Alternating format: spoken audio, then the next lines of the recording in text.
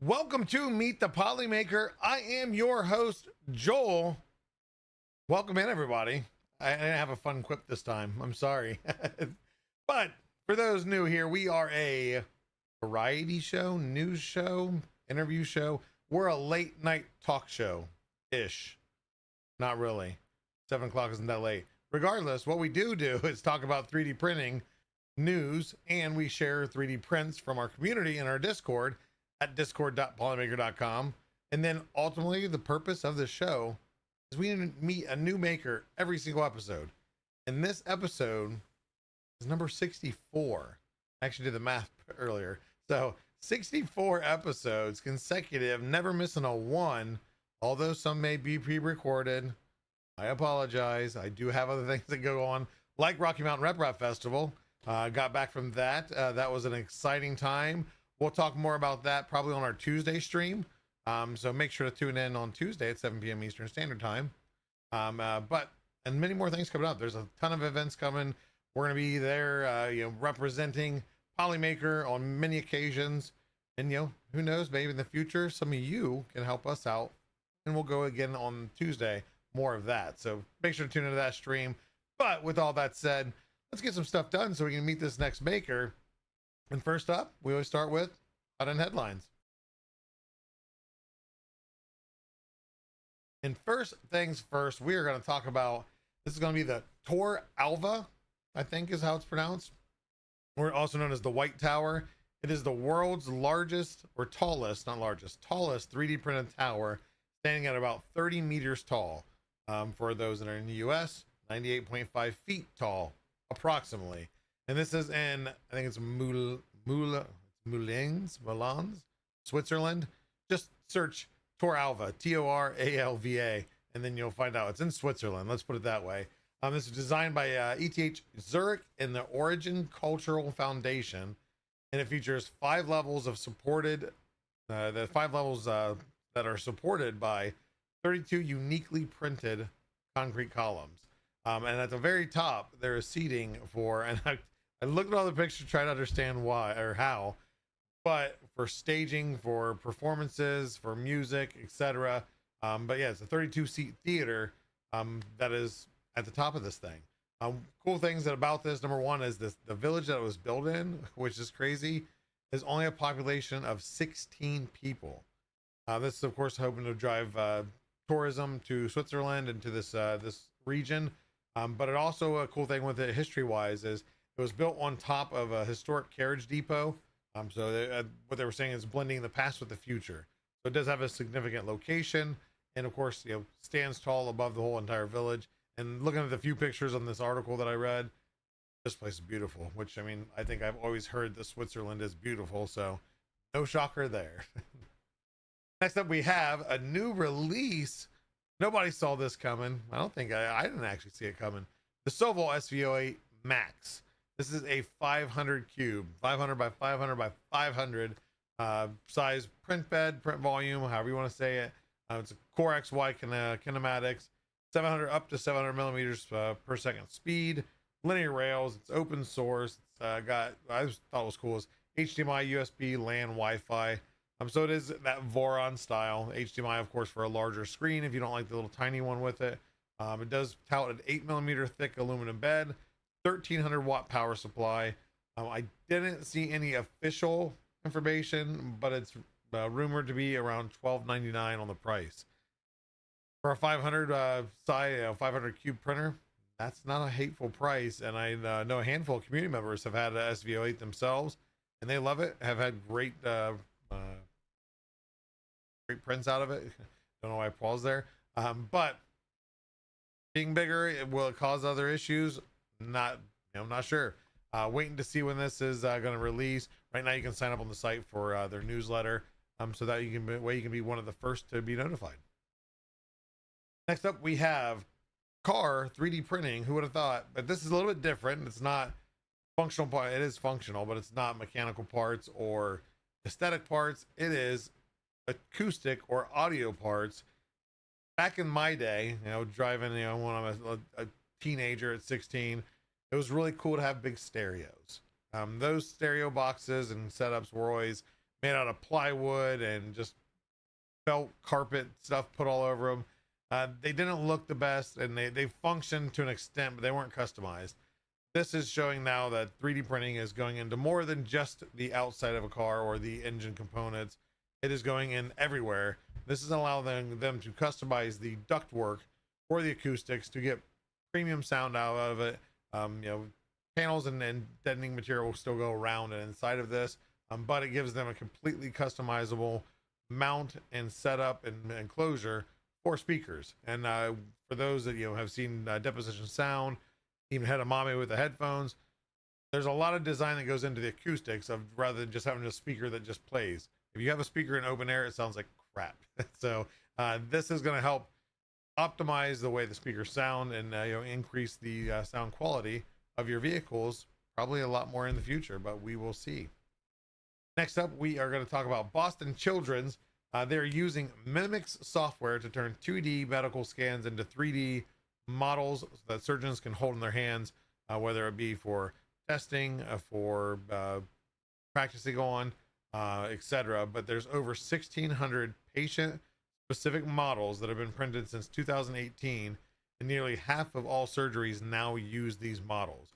Reason there's so many, again, everybody's different, sizes, shapes, the need for whatever they're designing changes per person. So it's, sometimes maybe they can reuse a model a second time, but a lot of times it's custom. So they are doing them in half the surgeries now in Boston Children's of using 3D printed custom scans, custom prints to help along those surgeries. They rehearse procedures on 3D printed replicas before heading to the OR.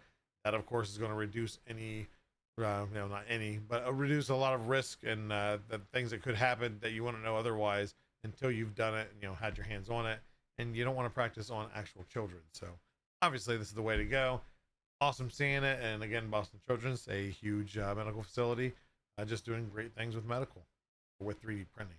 Obviously medical is a hospital. And last but not least, what is this? What is this? That I see it popping all over our socials. I don't know who's posting them, other than the one in Discord, because that has my name attached to it. But beside that, what is this? What is this teaser? I've teased and teased and teased. There's new material. There's new stuff coming out. So we've seen a lot of guesses. There may have been some that are close. I can't say anything until May 27th. So with that said, colors, material, not sure. But one thing I want to note is some of these spools went out early. Of course, we went to some content creators, our partners, etc., for them to test, give us some feedback. But also a few of our awesome squad members happen to get a spool sent to them.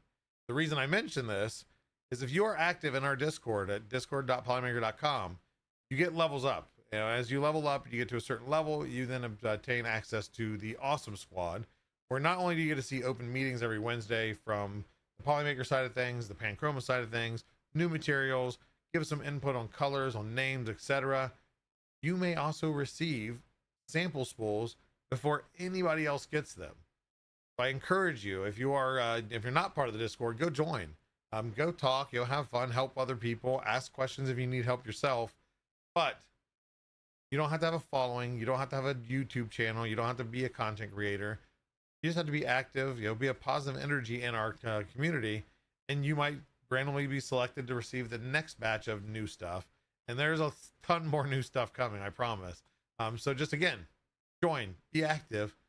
I think it's level 15, and it'll tell you each time that you level up with activity. If you spam, the bot will not calculate that, so don't try cheating it. Just go in there, have a good conversation. Come join our voice hangout if you want, or some people just join the hangout and just type in chat because they don't want to come on camera. You don't have to. You can just chat away, and then we'll answer your questions there, help out, or you can join in the shenanigans that often happen. But I encourage you, everybody, join up. It is a fun time, and tune in Tuesday, where I'll talk a little bit more about this. The release will be before the stream. And then on May 31st, we will have a stream on a Saturday. That's a Saturday, with none other than Polymaker Pete to go into detail and answer your questions of this new launch. Make sure everybody understands it. I won't speak of which launch, but last year maybe been a little bit of so-so launch.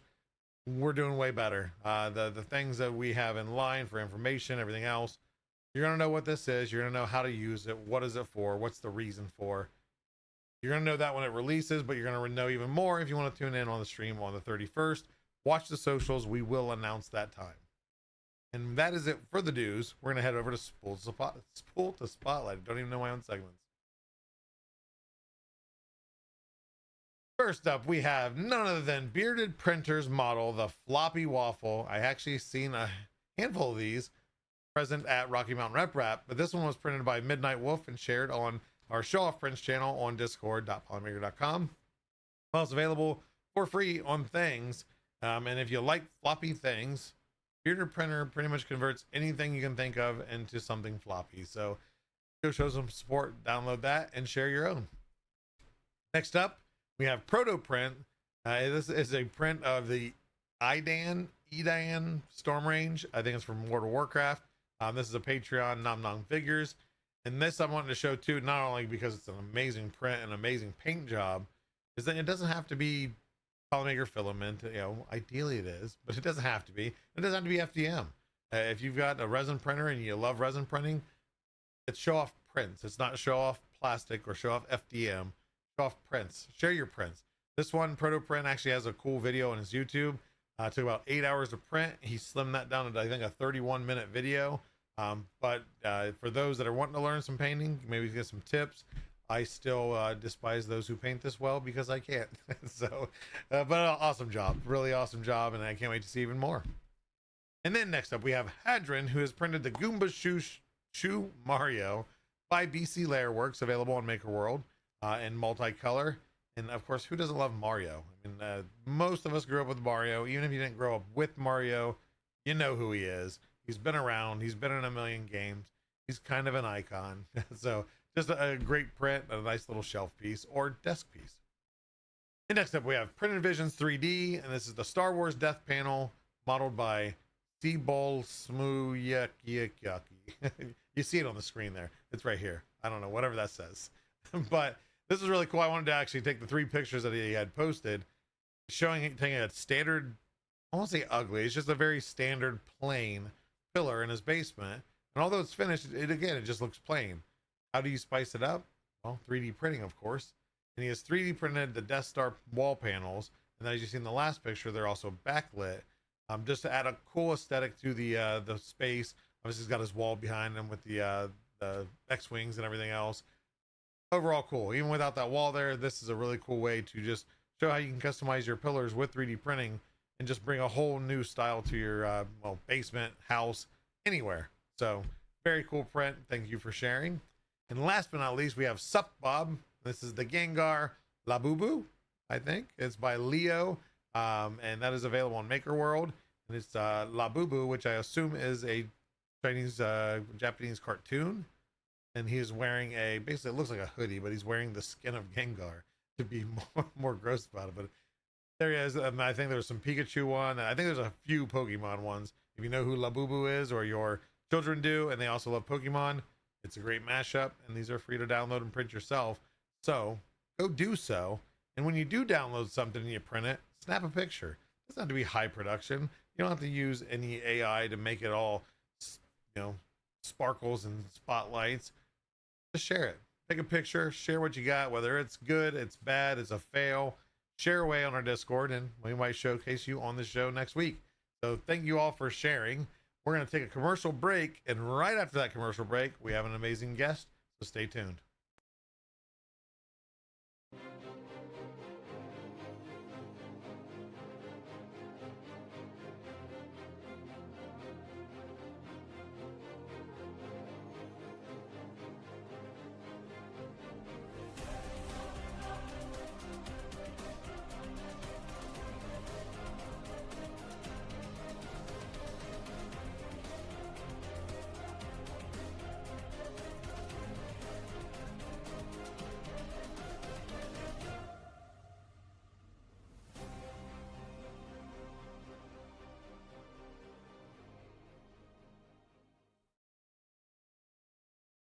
Whoa, I'd love to get into 3D printing, but I live here on the sun where the UV rays are nuts.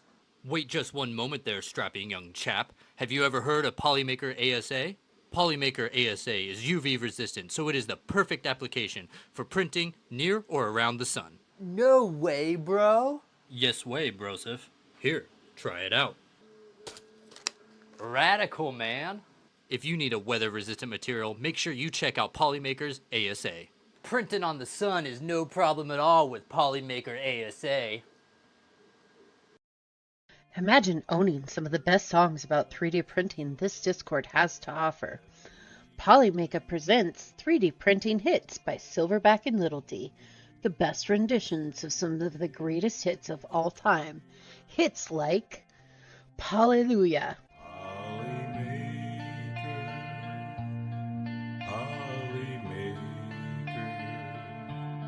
Polly Smooth Criminal, All That She Wants Is Another Printer, Print Away, There you go, print away. Still the TD1, All About That Bag, No Stabbies, and Polyman. It's a file tonight.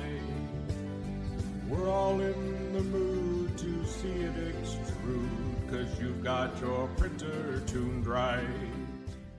Reserve your CD today with a special TV offer by going to polymaker.com and paying $39.99. Have your credit card ready.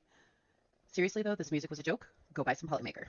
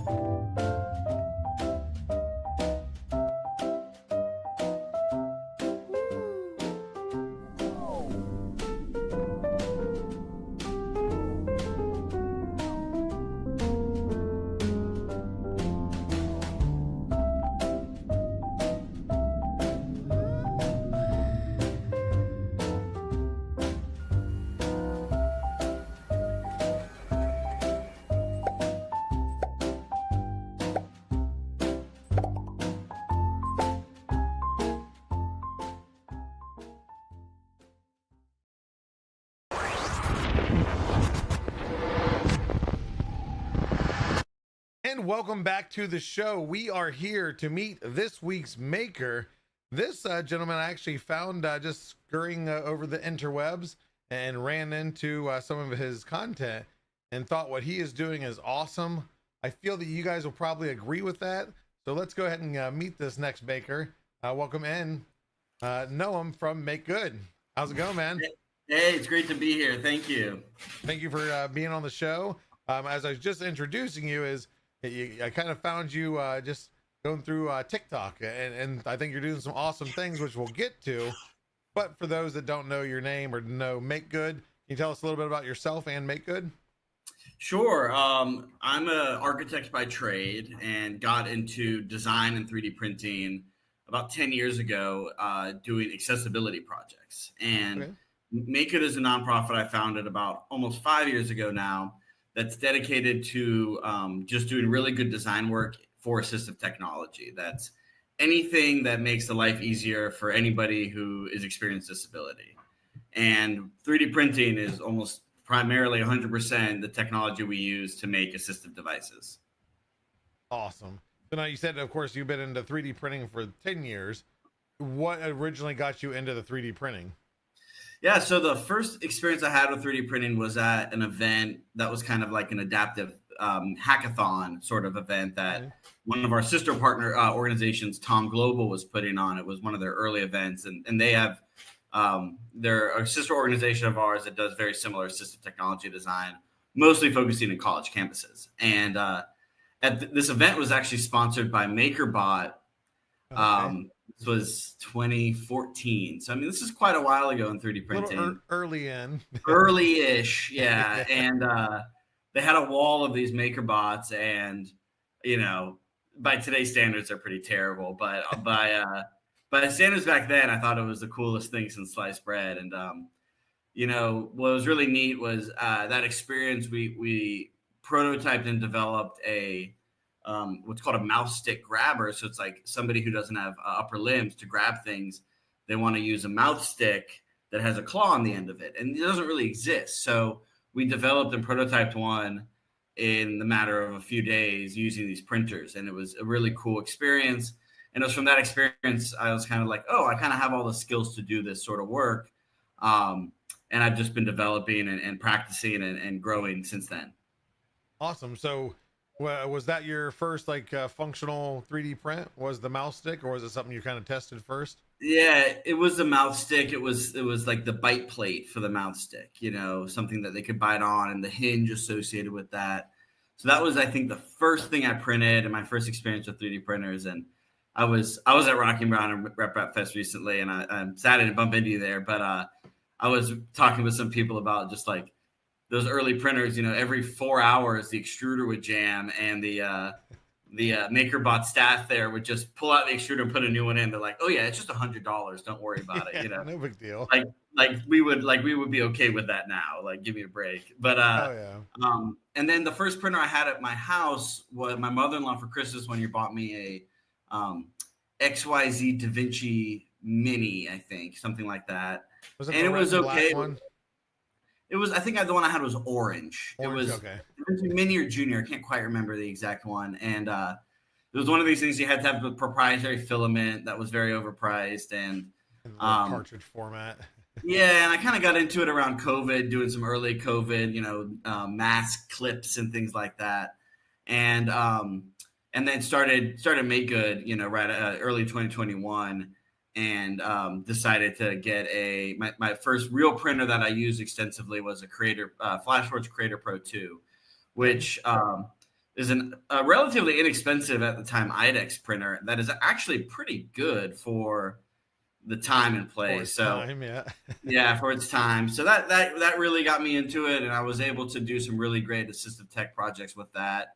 The project that kicked us off was like an adaptive toilet seat, so like a supportive toilet seat that can also travel with somebody. That was something that doesn't actually exist.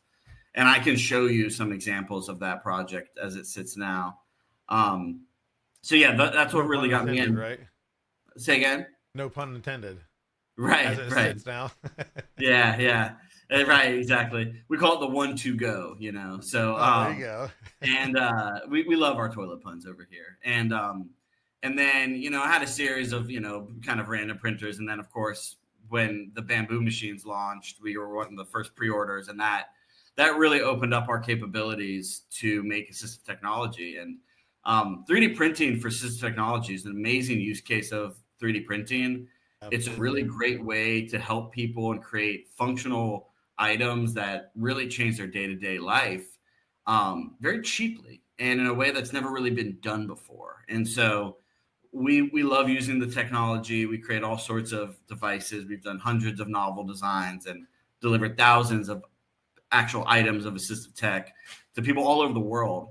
And we also freely share all our files, and everything's open source. So people reproduce it and remix it. And that's always really, really fun to see as well. So a lot of people like customizing like your designs, like whether they're somewhat for sure. Yeah, for sure. And even just, you know, having the ability to make it themselves. A lot of people 3D print now. You know, it's become a very popular thing, and it's not hard to learn. And so We have community members we bought printers for and done projects for. For instance, we go to a summer camp every year for kids with disabilities, or I'm actually leaving on Monday.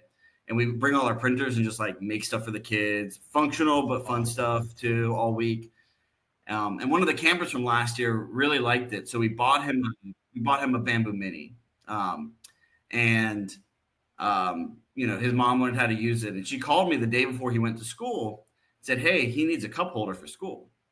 Now she doesn't know how to work 3D modeling, yeah, but we knew what wheelchair he had. I modeled a cup holder, pre-sliced it, uploaded Bamboo Studio, and she was able to print it directly from her phone. And 2 hours later, the project's done. It's just a really, really cool way to democratize design and to democratize 3D printing. And that wasn't possible 2 years ago.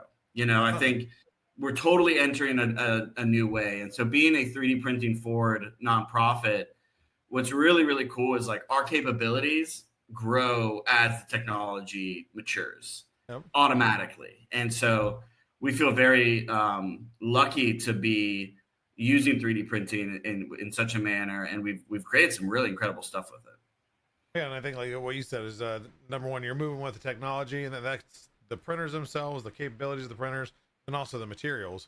Because of course, like one of your, I don't know if it's the latest design, but it's what I came across on TikTok. Is the was it MTM? Yeah, the TMT. It's called a toddler mobility trainer. Yeah. There you go. And it's a neat device. So I'll tell you a little story about why it exists. And it exists because little kids often will get denied for wheelchairs. Insurance companies in the U.S., if you're listening from the U.S., insurance can be very difficult to get them to approve things. So an insurance company will say, well, the kid's too small to use a wheelchair. They don't have the muscle strength to use a wheelchair. They don't have the ability to use a wheelchair. And so this mobility trainer teaches the kids how to use a wheelchair, and so then they can literally take video of the kids using it, send it to the insurance company, and they'll cover like a more durable, heavy-duty chair. Now, proof of concept, like, look, that it can be done. They're able to learn it. Now, what we found is that the kids love the trainer so much they don't even want to use their wheelchair. They just want to stay in the trainer because it's much more kid-friendly than a typical wheelchair. So this device was originally designed in wood by our partners at Tom Global, and it worked great, but CNC in wood and sewing cushions and everything is a lot of work, like sitting there working, and it's very difficult. So what we found was basically the only people who had everything to make this was maker spaces at universities, which is great, and it's a great project for students, like there's no doubt. But we had a lot of people who wanted to make these who don't have those skills. So a few months ago, we started reimagining, can we take the kind of template for the TMT, all the great work that's been put into it by people all over the world, and convert that form for 3D printing? And we've been working with our partners at Tom and the industrial design company Link in Denver. They've been really drawing it to create a fully 3D printed version that you can print with a Bamboo A1. And that was really that was a goal. Like, we want people to know one thing to make this, and that's 3D printing on an A1, which is really easy to do. And I'm happy to share some pictures if that's allowed. Yeah, absolutely. And one thing I want to mention too is something on the videos that I watched, all the stuff is what's cool about it is you designed it so it doesn't have to be glued, right? Everything kind of just pressure fits together. That way you can replace things, whether it be for customization, color, or a part breaks, you don't have to replace the whole thing. That's absolutely right. And here, I'll just pull up some photos here. This is kind of a good photo to show the old. You might have to give me 1 second here. I'm gonna edit on the fly because it's not going over your source. I had to add another window, which is not too hard. Let's do this.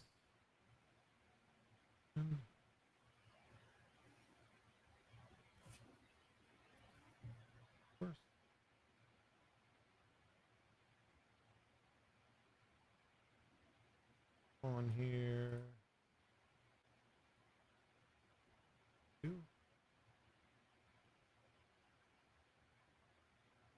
Okay, let's see.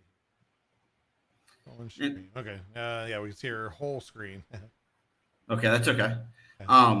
So here's a kind of a good example showing the old wood version next to the kind of the newer design. And so you can see kind of the level of sophistication's gone up a bit. It's a little bit bigger too, will fit a wider variety of kids. But here's a nice picture. It's all done in these pieces that fit on the A1, and everything slot fits together and use these really clever Japanese woodworking joints. I'll show you a little bit behind our scenes in the design process that were created that allow everything to fit. There's a wheel diagram that I'm looking for. Yeah, here we go. That allow everything to fit together in these really clever ways. So, there's a few joints like this with pegs that peg, that lock it together. Everything else is kind of slot fit. But yes, there's no glue at all. And not long after this picture was taken, this chair actually fell off this table and broke this handle. Now, this was just printed in PLA with pretty standard settings, just as a test article. And the beautiful thing is I can just reprint this one piece and replace it in minutes. And so this became a really interesting, and I hadn't really thought about that repairability before, but it was really easy to do. And I had been talking with some people about getting this whole thing large format 3D printed in one piece, which would be cool. But then if the handle breaks, the whole thing is you're doing a whole everything. And so I kind of realized that actually the way we modularly design this is really great and is actually the right way to do it. And then we took it to the next degree is can we basically 3D print everything on here from the body to the wheels, to the tires, to the straps, to the buckles, to the seat. So all of this is 3D printed. Even the straps, instead of using nylon webbing, we use TPU printed in a really neat way to create a strap. This seat is very Assure TPU, which is a special foaming TPU. That's soft. Yeah. So we're really able to create a really beautiful, neat, high design product that requires just 3D printing to make it. So awesome. Yeah. And then with that too, like I said, there's another thing in your video that you mentioned on TikTok is with those pieces and parts and how they all wedge together, there is scalability. So that way you can, increase it. And, I think the one thing I seen was something about the center plate could kind of be removed and widened as needed. And that's something we're working. Yeah, absolutely. We're working on that now. I don't know if you could scale it up to an adult wheelchair. I'd be hesitant to try that, cool. But I do think that you'll see people remix it into all sorts of different sizes. And certainly that centerpiece can easily expand and contract and grow left to right as far as wideness is concerned. But yes, it really is I think a scalable design that you'll see people play with that scale up and down as needed for their kids at that specific time. It takes about 6, 7, 8 rolls of filament, depending on your settings. So, it's $100, $150 kind of in filament and some of the casters and hardware. But the next cheapest trainer for kids like that is like $600. So, you can buy the printer and the filament and still be less than that, basically, or be right at that and have the printer. And really, without even selling anything, just the return on investment of doing that printer, being able to print it yourself, and then having a trainer like that, being able to change it up. Maybe you're printing new colors, or kids change their minds on what they love. Whether it be a certain cartoon, a certain color. So I think just the customizability of it, and then again, there's just the scalability and being able to replace parts. Rather than having to glue things together, you can just pop it out and pop in. I mean, I think when I first came across the first video, I was like, okay, this is cool. I think I immediately reached out to you via TikTok message. Yeah. So. It is cool, and I think it's the coolest 3D printed thing I've ever seen, basically, like assembly I've ever seen, and it's just showing what this technology is capable of, just even the consumer level. And I think that's really important for people to understand that this is some serious stuff that we have access to, and you can really do a lot with it. There's a whole world out there of people who need this stuff, and if you're looking for stuff to I get a lot of people reach out how do we help? How do we volunteer? How do we 3D, for the cause, and we're limited at a capacity to even just manage volunteers. But I tell people this: if you're out there listening, there is somebody in your life or in your community who has a disability and needs something we've made or something somebody else has made.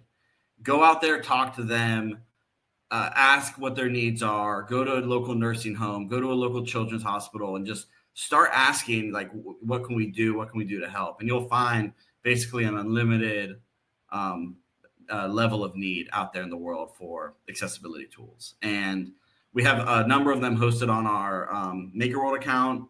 Really simple things like phone holders and writing devices that are very, very simple, easy to make, and are really, really popular. And there's a huge use population for them, all the way up to that mobility trainer, which in about a month and a half, 2 months, we'll be getting on with our public release of that as well. We're in testing right now, kind of internally, to make sure it's as good as it can be. Yeah. You guys know how everything works, and it can modify, but yeah, that way it just makes it more, accessible for others to just print, put together, no problems.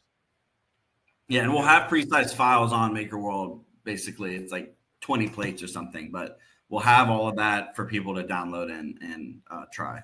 And now when somebody's building one of those themselves or print one of themselves, I know the casters you source out. Is there any other parts that you have to, like, is there a steel rod for the wheels? Yeah, there's a very modest bill of materials as far as hardware is concerned. There's some there's a mounting hardware for the rear caster itself, a few ball bearings, and like a axle bolt sort of situation, and a couple random like steel pins. It's really minimal, actually. And you guys designed it to be where those parts are not some kind of special custom sized, where it can be gone on Amazon or go to Lowe's or Menards. It's all stuff you could find on at Lowe's or Amazon. Yeah, 100%. I mean, the ball bearings are regular 608 ball bearings that are, you can get them in bulk on Amazon. yeah. I mean, they're super cheap, and the caster can be expensive if you buy the one we have from we got from Granger or something, or McMaster. But I think a Harbor Freight caster will work. You can print your own caster. We're kind of experimenting with that right now as well. But yeah, I think all of that is relatively straightforward for people to find and install. And that was the issue with the original chair, was like, especially with the bigger wheels, the main wheels, was availability on Amazon. They go out of stock and you can't find them again. So when the Skylar from Link started designing the main wheels, I was like, what are you doing? Like, we were just going to buy wheels. And he's like, no. We're going to make our own wheels. And then I saw what he did. I was like, this is amazing. He's really he's got it down, and it looks really cool, and it works really well, and you can now customize it. So, yeah, I mean, all those little things are all trying to make it so there's maximum availability of the project. One other thing you mentioned too on videos is there's of course the design. You guys are fine tuning that to make it easy for everybody to print. But it's not just stopping there, right? You're doing the extra accessories. I think there was a parent handle you're talking about for those children that can't push. So there's more stuff that's just going to build off of this. Absolutely. I mean, the whole back is open, so people can put like medical equipment back there. Like, we have kids who have ventilators that the parents need a place to put it. So that's what we did on the wood chairs. That's part of it. There's an accessory rail at the top of it for the parent push handle, which has already been designed, and a headrest, as well as there'll be one closer to the kids' knees for like an activity table or a cup holder or something. And I'm sure the community will come up with all sorts of fun stuff that they'll attach, fun and functional. So, yeah, that's the whole point, is to just give it, every kid's got slightly different needs and things they want to have with them and need to have with them. So it's just to give everybody the flexibility to kind of modify and add on to it as easily as possible. And now, for those that go to MakerWorld, is it just under MakeGood, the user? Yeah. And I'm happy I'll share, I guess, some of our, if I can do it again here. I know it's kind of tricky the first time. Oh, no, I've got it activated now. So I just got to do this, and then I have to do this. There you go. So here's our, let's see, let's go to here's our page on MakerWorld. So we're still working on uploading more of our designs. I just talked with my team yesterday about this, because we have a lot more. And if you see something on our Instagram that you want, just message me on Instagram or shoot me an email and I'll send it to you. So just want to put that out there. Awesome. But, these are like our kind of, I would say, our most popular devices. These are things that are really, really useful for holding pens. A lot of people put forks and knives in here, spoons, all sorts of stuff. And it just gives maximum flexibility if you have lower dexterity. The same thing with this ball idea, this kind of ball holder. Just think about the fine motor skills required to hold a pen. This creates a lot more surface area to do so. So really, really simple things to make, really simple things to print. A lot of people need them. We've made thousands of these kinds of devices. And this is a really neat device. This phone holder uses a MagSafe magnet, which we have linked here, to hold your phone with very, very little wrist strength. And what's really cool what's really cool going to RepRap is there's so many different people there. Let's see. I'll show you a great example of that phone holder. Here's our team at RepRap. This guy here came up and he's an amputee, and he's like, hey, I need a phone holder. And we just gave him one. And he was like, wow, now I don't have to like pin my phone against my chest to use it. Yeah. It doesn't play around. Yeah. Yeah. So it's just like, there's a huge amount of people who need a device like this. And, this is a good device that I always say begs the question, like, why hasn't Apple made this, right? This would be nothing for them to do. And I could say the same thing about the wheelchair manufacturers for all the wheelchair accessories we make. Like, they're not really focused on these questions that are a little bit deeper about, like, how do we serve all people, 100% of people? And what are the real needs of your community throughout your entire life? And this is not something just this guy needs or just somebody who has a low dexterity needs. Like, at some point, I for sure will need this device. If you're non-disabled, that's a temporary state, and we will all have a disability at some point. I can almost guarantee that. I've seen the ball thing for like the pen. I've seen that for like those with Parkinson's and things like that for like utensils to eat with. Yeah, just to be able to feed yourself. Yeah, and we have a special handle we've made for that, and we actually have a self-balancing spoon that's really cool that somebody actually at the conference with Essential Tremors, if I can find it on here, I think it's down here a little bit. Somebody at the conference with Essential Tremors, the one with Essential Tremors, found really helpful as well. And so, all of these devices, super easy to make, super easy to print, but have a huge effect on people's lives. And there's the same device. You can put anything in the top of it. It's just a different way of using this technology and thinking about it. And what we often do is have to teach people, especially nurses and clinicians, that like, you don't have to adapt things anymore, right? You don't have to get out the tape and the duct tape and the cardboard. And that's what nurses and rehab specialists do. And like, they're really good at it. But now with the 3D printing, you can almost wholesale invent anything you need. And that's just a different way of thinking and a different way of approaching the world that a lot of people are still catching up to. And that's just, and the speed of it now too is like you said, is you modeled up something, sent it to a mother, she was able to print it, and right then and there have something. And a lot of these, like you said, is they're very simple prints. They don't take a whole lot of time. They don't take a whole lot of material. And then too, with that is if somebody does have their disability is a little bit different than what it's modeled. I mean, it could be very easily customized and set for them, depending on their skill, within minutes or even just an hour of time to just make it perfect. Absolutely. I think that a good example is Larry here, my boy Larry, who he doesn't have fingers on his right hand, his dominant hand. And so we made one, he needed one that had almost like a thumb hole on it. So we just quickly modified that. His favorite color is yellow. So quickly modified that and made that for him, and now he can write with his dominant hand. So, really, really simple device. Now it took some figuring out and like finding the problem, but this device is actually one that is really similar to something from Makers Making Change, which is another group that does these 3D printed assistive tech. But the one from Makers Making Change used a bolt and a screw. And I got tired of using and he had to use a screwdriver to change the implement. Yeah. And it's like, why are we doing that? Why don't we use 3D printed screws? And the answer was, 5 years ago when that was designed, the fidelity on your printer wasn't reliable enough to do a 3D printed screw, right? Like it was For the just harder. tolerance, for the strength, Yeah. for everything. Yeah. Yeah. And now we can. So it's we're constantly kind of the same thing with the pen ball. It was two hemispheres that you put together. It was two hemispheres that you put together with bolts, and I made probably 100 of those, and struggling with the bolts, right, to get them all lined up and stuff. And last summer I was like, why am I doing this? Like enough with these bolts, and we redesigned it, and it prints really great in one piece, and the screws one piece, and that's it. And it was the same reason the old printers couldn't do the overhangs required, and now we can do it with these, the newer grade printers. So, it's always about, we're never really done with the design. We're always kind of redoing our stuff, and pushing it forward. And then, we've probably designed 15 different card holders like this. This is just really, once again, and there's a bunch of people who design these, just really easy things to print that are great for everybody to use. You ever play Uno and you have a deck of 20 cards? It's hard to shuffle through those. Once you know what I mean? A handful of +4s thrown at you. Yeah, never exactly.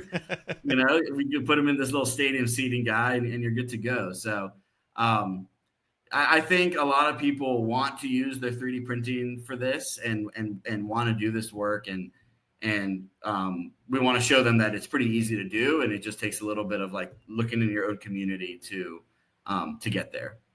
Yep, absolutely. No, I think it's definitely awesome for what you're doing. Now for the MakeGood, I know it's a nonprofit. How many employees or volunteers, I should say, do you have working with you on this project? We have about 6 to 7 part-time employees, very part-time, and almost all of them are people from the disability community who we've done projects with, who have then turned around and say, hey, I want to do this. This is great. I want to help promote what you're doing. So it's really, really cool. And they, people with disabilities, they are problem solvers. Like they have learned to work in a system that's not really designed to serve them. They've learned to navigate a world that is 100% not designed to be navigable to them.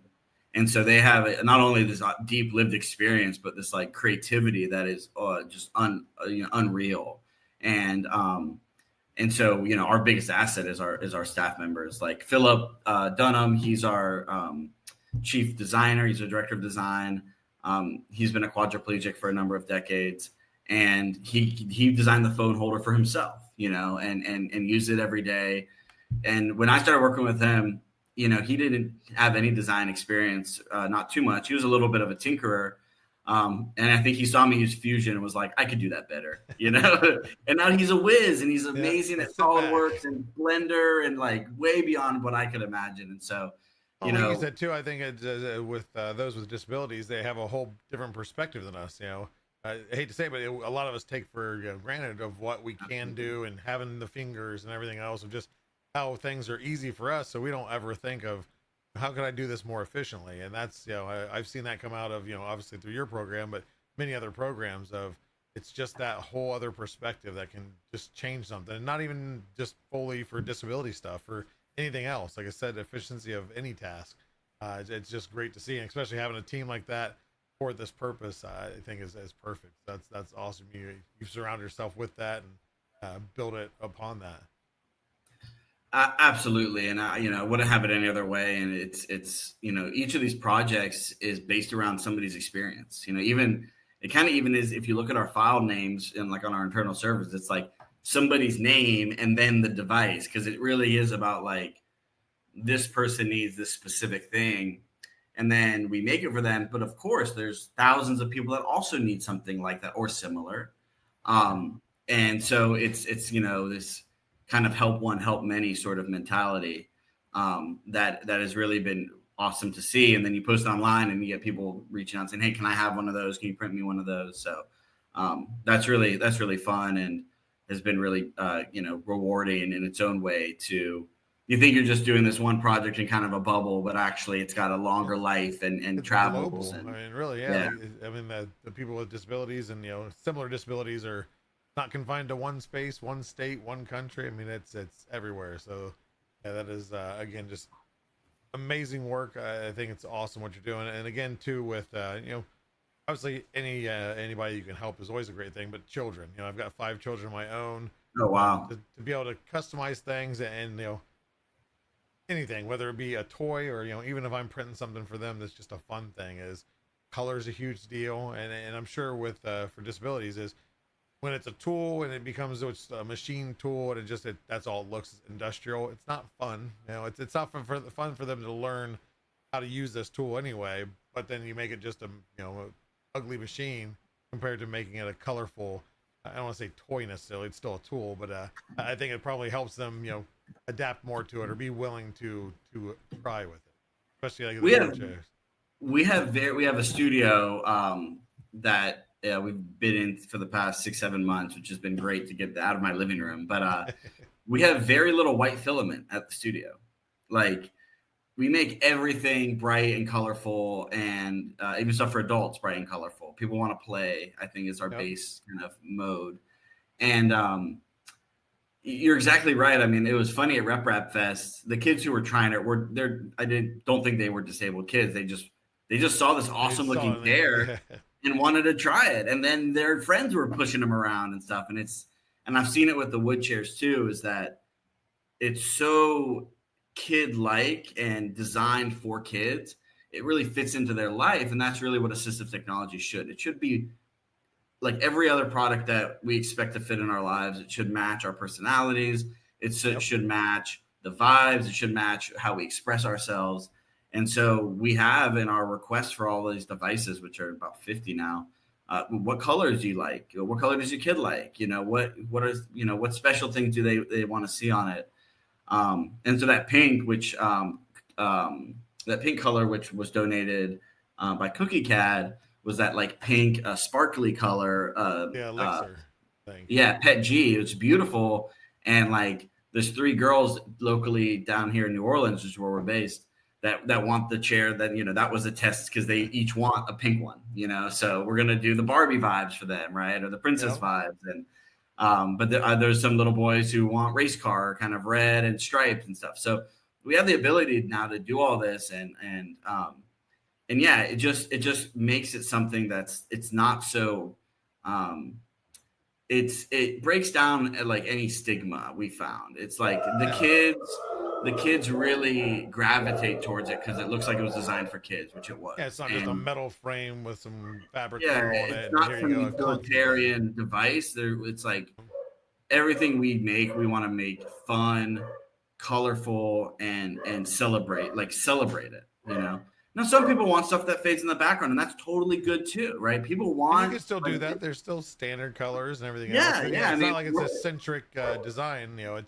I think it's a good looking design, and like you said too, is once it's out there in the wild, the amazing things people are gonna. I'm sure there's gonna probably be Nerf blaster mount. Oh my god! And just silly things that we would never think of. But as kids, kids want to be kids, no matter disability or not. So if you can enable them to do the things they normally can't, especially equip it to their their daily home almost, is I think it's going to be. It's awesome just seeing the videos you've done of the different color ones and different kids that have actually used them and enjoy them. But yeah, I think once it gets out there more, and then plus the access for more people to print them, it's not just going to be the ones that you designed, printed, and gave to people. It's going to be worldwide, and that's I think for you, I'm sure that's awesome. I'm sure the first time any new design is used real world, that makes it worth all the time that you just spent on that design.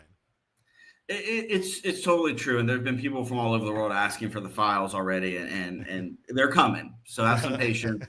I'm actually working on a website that'll be kind of a central repository for this stuff with links to our partners, and then also a place where you can upload your own build pictures and videos and testimonials, just to kind of like have a big board of like just to showcase all of this great work that people to prove to others that might be weary of getting it, because not everybody knows 3D printing. They don't know how easy it is right now.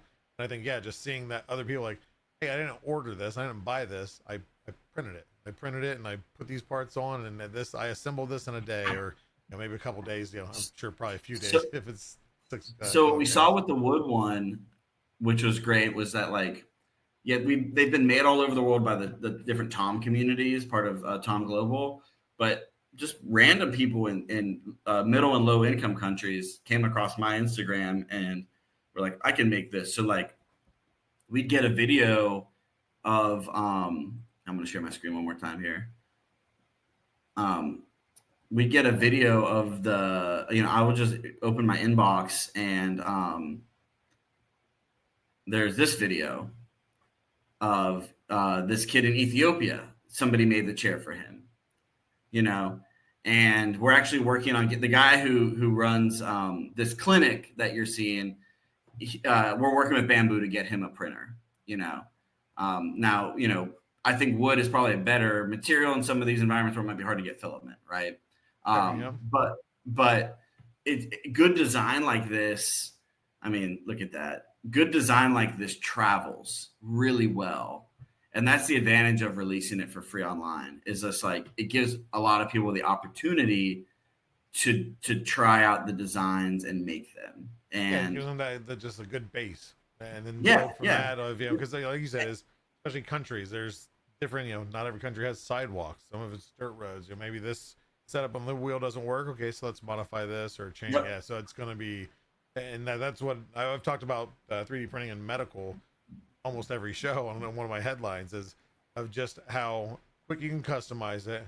It's getting to the point that now a lot of these things are almost bedside, where something is a need in the hospital, whether it be a children's hospital or a normal hospital, is, hey, we need this. Okay, well, let's just create it, design, customize for the size, fitment, and then within 24 hours you have something. So it's amazing seeing it in all aspects, and especially even more amazing, like again, what you're doing is putting it in the hands of other people. It's not just a company trying to, here's a design. If you guys want to print it or buy ours printed, we'll charge you X amount. No, here's the files. Help who you can help, do what you can do, and I think it's gonna. The community is already an amazing community, so I guarantee anybody that has somebody they know this would help, it's going to be easy. It's going to be second nature. Like, hey, as soon as those files are downloaded, I'm going to get your kid a trainer. Here you go, and it's done deal. So I can't wait, and hopefully they share it in our Discord too. But you'll have your sites there set up so they can share there. But also, I think it's nice too is showing your maker world of seeing that it's not just that. There is so many other tools.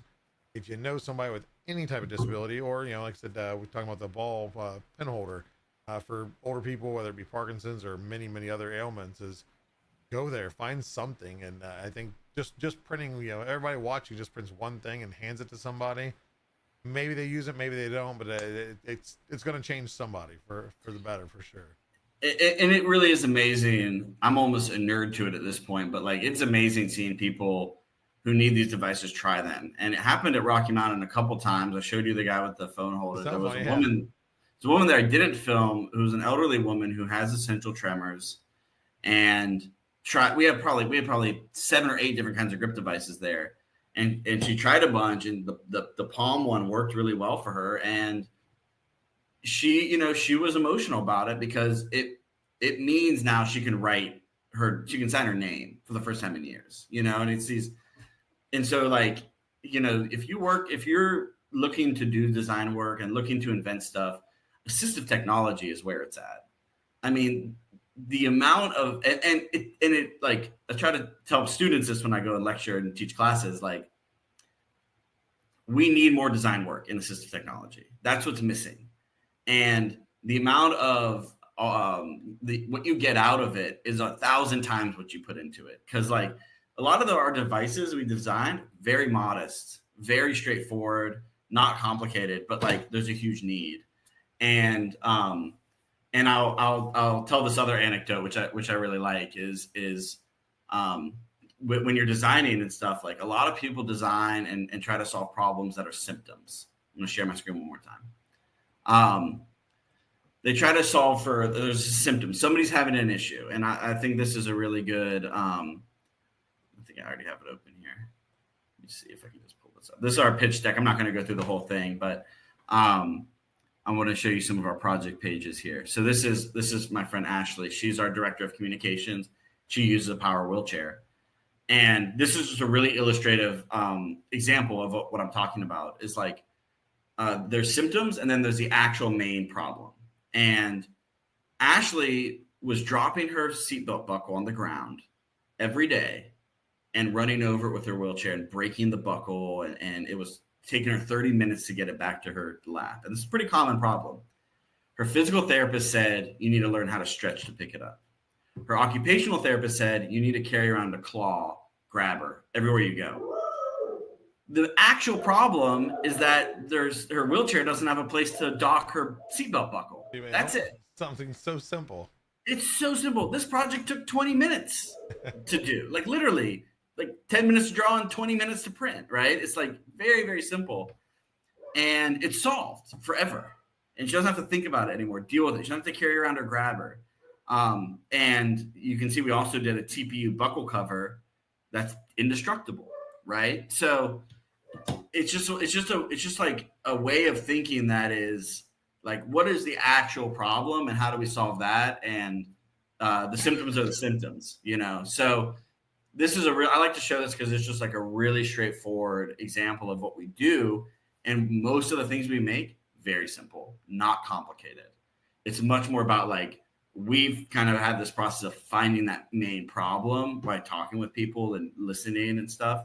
And that's where we're really effective.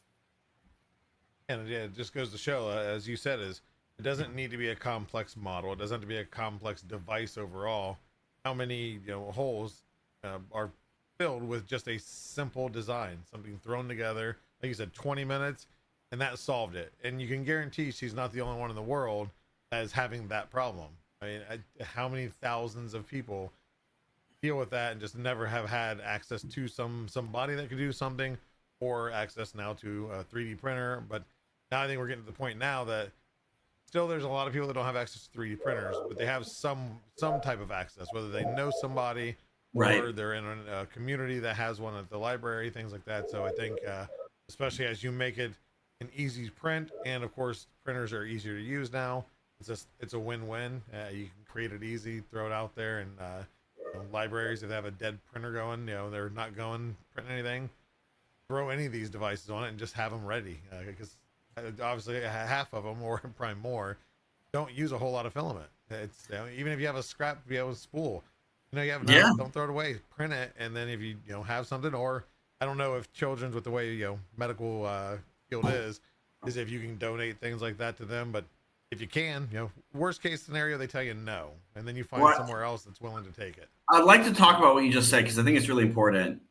We work with a lot of clinicians, and this is actually an example. This is that self-balancing spoon, where we took a device, some sketch design from the clinicians, and then created it in 3D for them. And then they're able to use it. A patient was able to paint and use it effectively. And there's been a bunch of good success stories.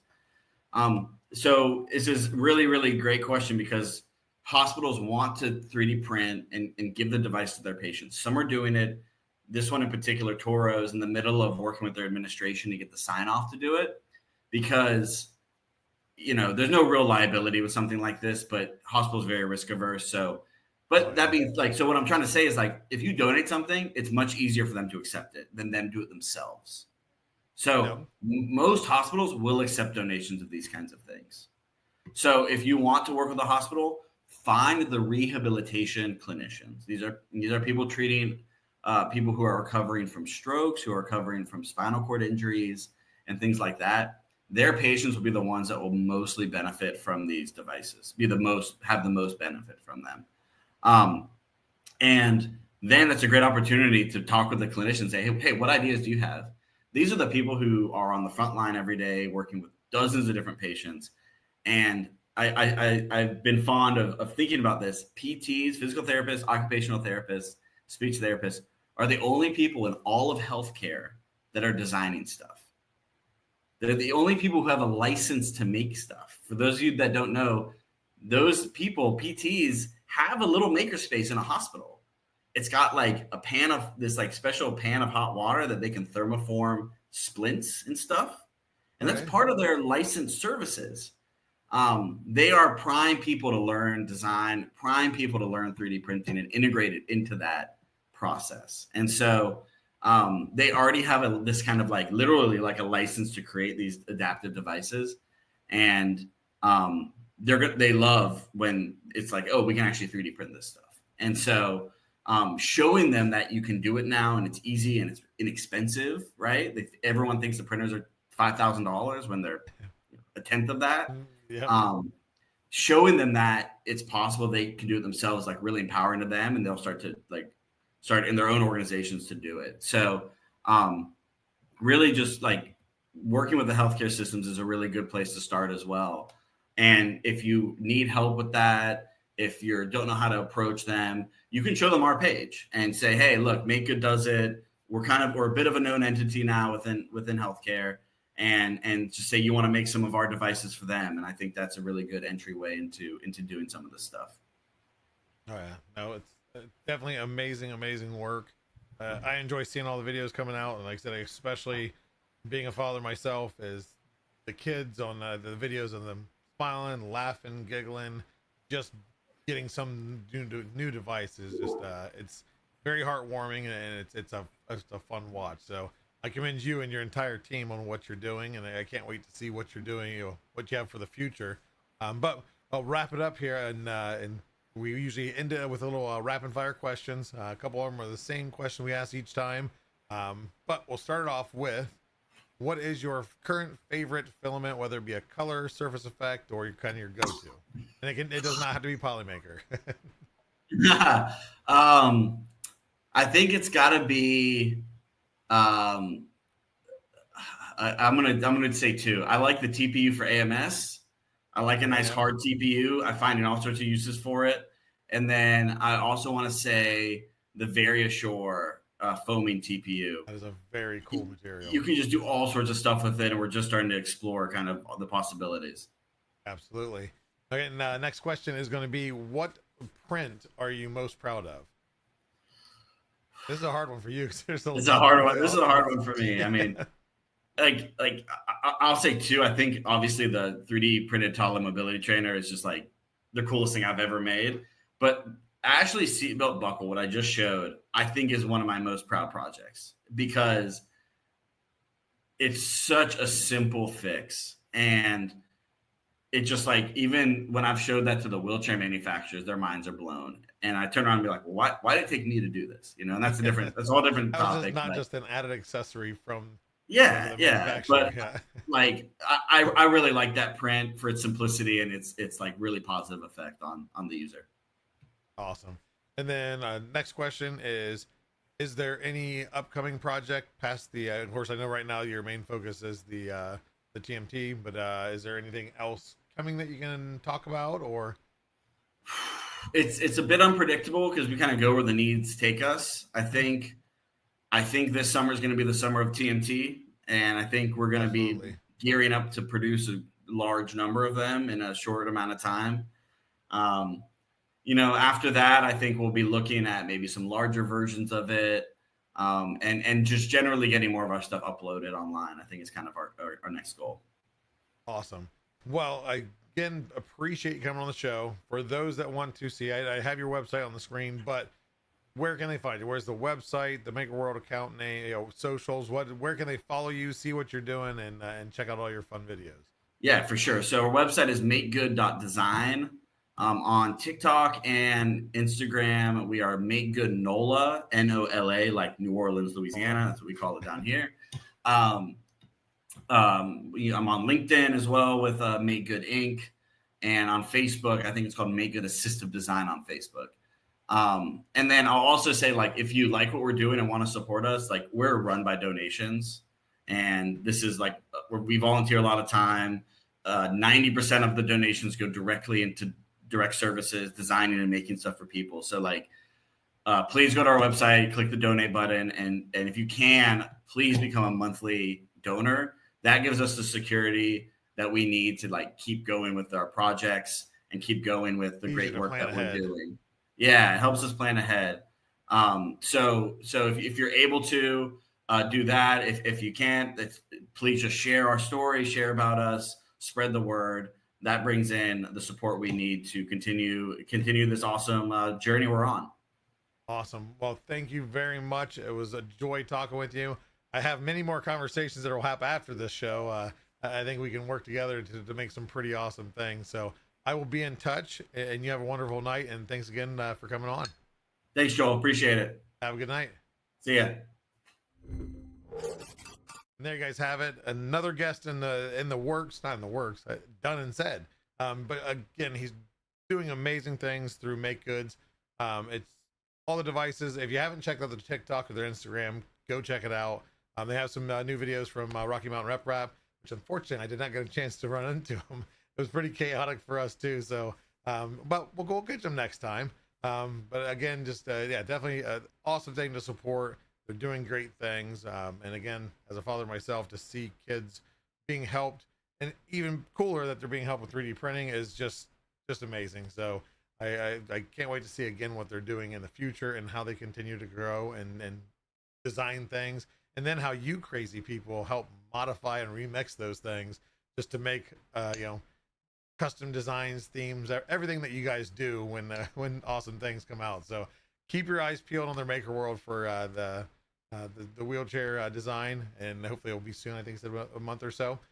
But other than that, we do have some other projects that we have going on. As always, we have our Polymaker figurines, which is led by Onshwa Dimensions, and that is across TikTok, Instagram, etc., across the board. If you're not following them yet, why not? Huh? Just kidding. Even if you don't like Pokemon, they're very fun. Onshwa Dimensions does an amazing job. Make sure exclamation point if you haven't already. PMF. Had to think of that for a second. It's not second nature yet. But that's the link for the link tree for all the socials. Those models, as he displays them through the videos, do become available for free to download on Maker World. That link also in that link tree you see. Then we have Polymaker Education, led by Great Six Brit, and that is exclamation point PME in the same format. Instagram, TikTok, YouTube, all across the board. Show your support. Again, helping not just children, but education, mobility, learning things of the world, of nature, etc.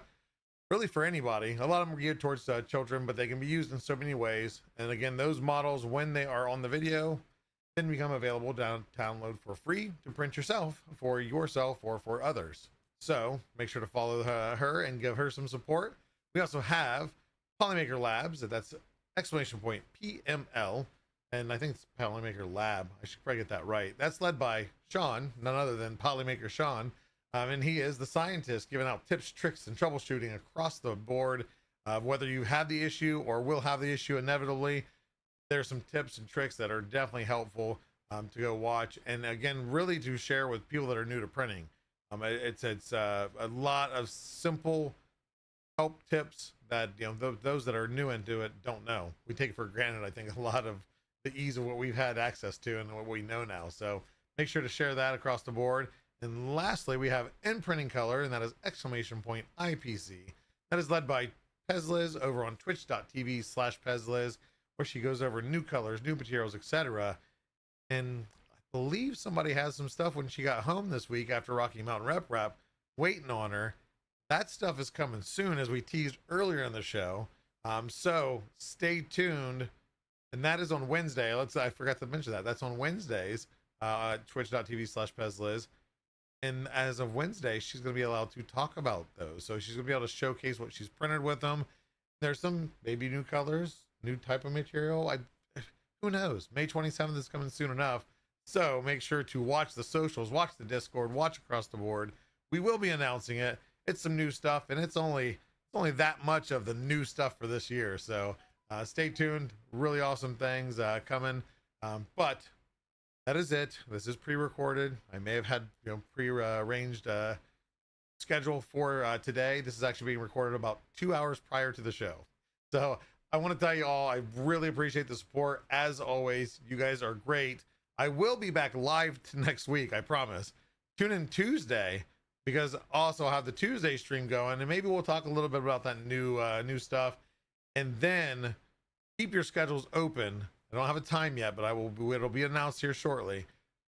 Saturday, next Saturday on the 31st, there'll be a live stream with myself and none other than a very, very special guest, Polymaker Pete, who is our product manager of the Polymaker Prime family. Sounds made up. It's not, I promise. It's real. But You know, he's one of the many brains and hands behind the operations of this new release. So we're gonna have a stream to just give you a little bit more in-depth information, answer questions live on the stream. So if you want to come see cool things that have been printed with this new stuff, what the point of it is, that is going to be the best place to get all the information aside from what we release on the 27th. So tune in again. Thursdays Meet the Polymaker, 7 p.m. Eastern Standard Time every single week, and then we will have a special stream on Saturday the 31st. So hope to see you guys at any one of them that you can make. Love you guys all. Have an awesome time. We will catch you next time. So have a good night, a good weekend, and a good week. See you later.